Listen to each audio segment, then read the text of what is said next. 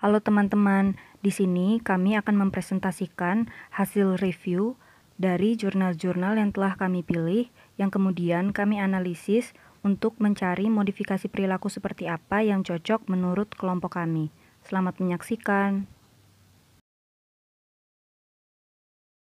Jurnal yang pertama yaitu berjudul Perilaku Kecanduan Bermain Game Online, ditinjau dari kesepian dan kebutuhan berafiliasi pada remaja.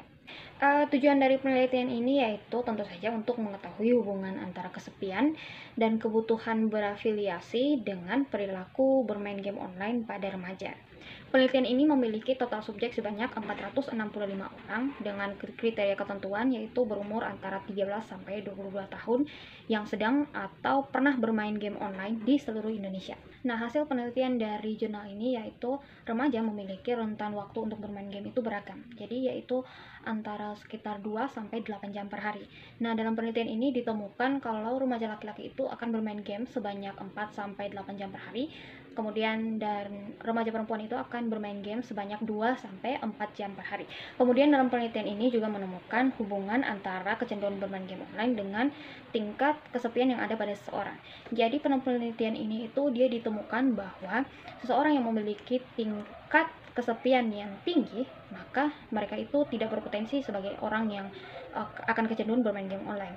Tetapi orang yang memiliki tingkat kesepian yang rendah, justru merekalah yang berpotensi untuk bermain game online.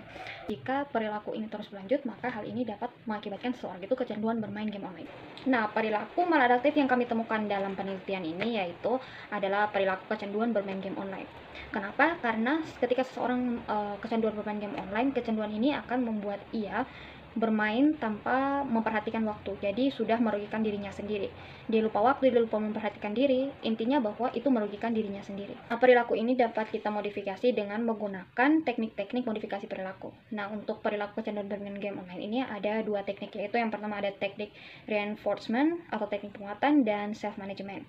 Nah, di sini saya akan menjelaskan tentang teknik reinforcement. Teknik reinforcement atau teknik penguatan. Teknik ini merupakan teori dari B.F. Skinner yang termasuk dalam teori operant conditioning atau teori pengkondisian. Nah, teori ini dia merupakan suatu metode pembelajaran dengan melalui pemberian penghargaan atau hukuman atas sebuah perilaku. Nah, kembali pada reinforcement ini dia itu ada dua, yaitu bisa dengan penghargaan atau dengan hukuman. Reward and punishment. Dan tentu saja karena reinforcement ini dia merupakan bagian dari teori operant conditioning yang merupakan suatu teori belajar, maka hal ini perlu dilakukan dengan mempelajari atau mengamati faktor munculnya perilaku tersebut. Dalam hal ini yaitu perilaku kecanduan game online. Nah, untuk memodifikasi perilaku ini dapat kita lakukan dengan memberikan reward atau punishment.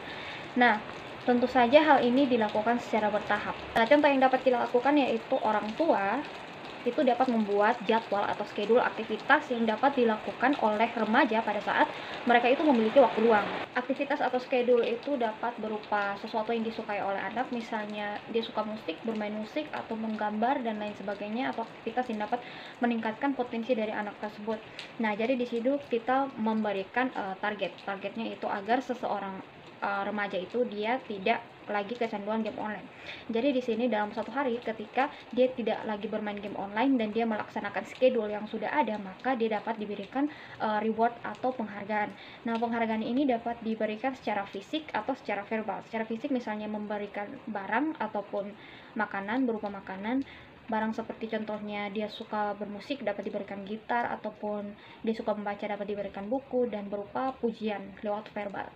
Nah, itu kalau anak tersebut dia berhasil menyelesaikan schedule yang ada. Tetapi jika dia tidak berhasil untuk menyelesaikan schedule yang ada, maka dia akan mendapatkan konsekuensi atau punishment, hukuman. Nah, punishment atau konsekuensi yang didapat misalnya seorang anak ini dia bermain game online tanpa memperhatikan waktu. Nah, punishment yang dapat diberikan ialah ketika dia bermain game, maka handphonenya akan disita dan dia tidak diperkenankan untuk memegang handphone selama 1 kali 24 jam atau 1 hari penuh.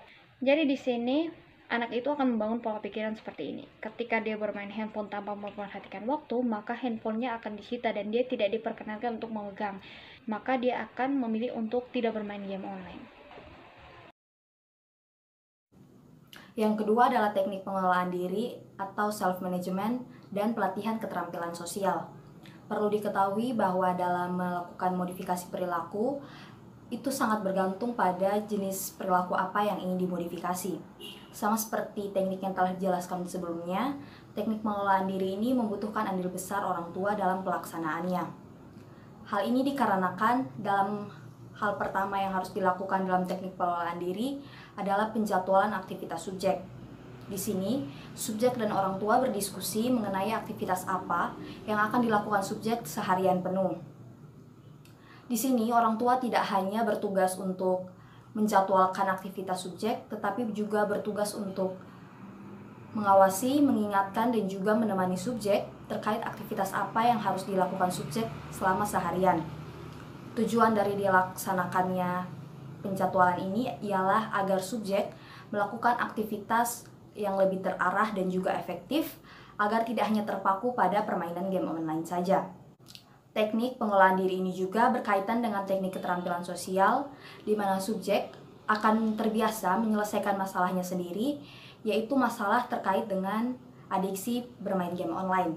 Keterampilan sosial terkait dengan teknik ini ialah perilaku interpersonal, perilaku terhadap lingkungan, perilaku yang berhubungan dengan diri sendiri, dan juga perilaku yang berhubungan dengan tugas. Berikutnya kita masuk pada jurnal kedua. Jurnal kedua yang kami gunakan adalah Self-Esteem dengan Perilaku Merokok Siswa yang ditulis oleh Herianto Kono, MKP Abdikeraf, dan juga Marleni Panis, yang dipublikasi pada Journal of Health and Behavioral Science pada Maret 2020. Di sini, penelitian ini bertujuan untuk melihat gambaran tingkat hubungan antara self-esteem pada siswa dan juga perilaku merokok. Metode penelitian yang digunakan dalam penelitian ini ialah metode penelitian kuantitatif dengan rancangan correlation study untuk melihat hubungan antara self-esteem dengan perilaku merokok pada siswa. Penelitian di sini ialah siswa SMKN 2 SOE yang merokok sebanyak 72 responden yang diperoleh dari rumus Lemshow. Dari penelitian yang telah dilakukan, ditemukan bahwa terdapat hubungan antara self-esteem dan juga perilaku merokok pada siswa, di mana semakin tinggi self-esteem, maka semakin rendah perilaku merokok pada siswa. Sebaliknya, apabila semakin rendah self-esteem, maka perilaku merokok pada siswa pun akan semakin meningkat. Selain itu, perilaku maladaptif yang ditemukan dalam jurnal ini didasari pada kecemasan dan juga kegelisahan siswa terkait dengan tugas yang belum selesai dan harus dikumpulkan, dan juga tugas yang terasa sulit. Ini mendorong siswa untuk melakukan perilaku merokok.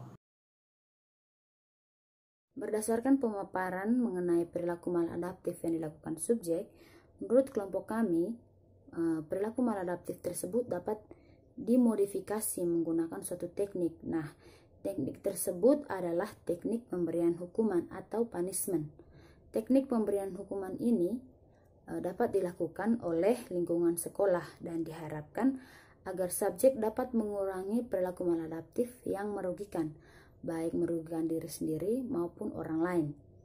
Hukuman atau punishment merupakan suatu upaya untuk membentuk perilaku yang diharapkan, yaitu mematuhi peraturan dan mengurangi tingkah laku yang tidak diharapkan. Hukuman yang dapat diberikan dapat berupa hukuman positif dan hukuman negatif. Hukuman positif di sini contohnya seperti pembersihan lingkungan sekolah, pembersihan toilet, dan surat peringatan pemanggilan orang tua. Kemudian hukuman negatif, contohnya seperti penyitaan rokok.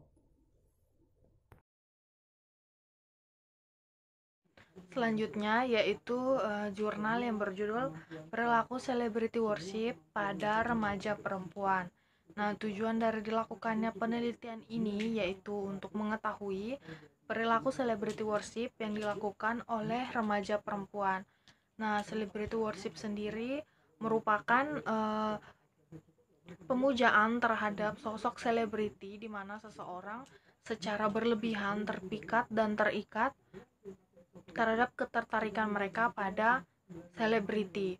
Nah, subjek dalam penelitian ini berjumlah 3 orang perempuan berusia 16 sampai 26 tahun dengan kriteria telah melakukan perilaku celebrity worship ini minimal 2 tahun. Dari penelitian ini ditemukan bahwa terdapat dampak positif dan dampak negatif yang berbeda pada tiap subjek. Nah, dampak negatif perilaku maladaptif yang ditemukan yaitu terganggunya waktu belajar, di mana subjek sering menghabiskan waktunya untuk menonton video atau film dan mencari informasi atau berita mengenai selebriti yang disukai. Dan waktu yang digunakan cukup lama sehingga waktu belajarnya terpakai. Selanjutnya, menurut kami, terdapat teknik yang dapat digunakan untuk mengatasi perilaku maladaptif dari subjek, yaitu self-management atau manajemen diri. Manajemen diri merupakan salah satu strategi dalam merubah perilaku sehingga dapat menghasilkan kontrol pada individu.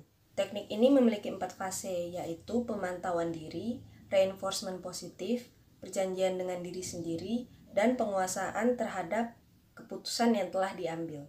Jika teknik ini diterapkan kepada subjek yang memiliki perilaku celebrity worship, menurut kami, untuk memodifikasi perilakunya dapat dimulai dengan subjek memantau dirinya terkait dengan waktu yang ia gunakan untuk menonton video atau film, atau untuk membaca berita terkait dengan selebriti yang ia sukai. Lalu berikutnya, subjek harus melatih diri untuk mengatur waktunya.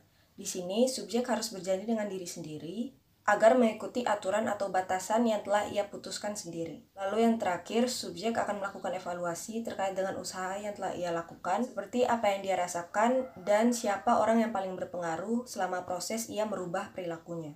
Dengan tahap-tahap ini, diharapkan perilaku maladaptif yang muncul akibat celebrity worship dapat teratasi dan tidak menyebar ke perilaku maladaptif lainnya.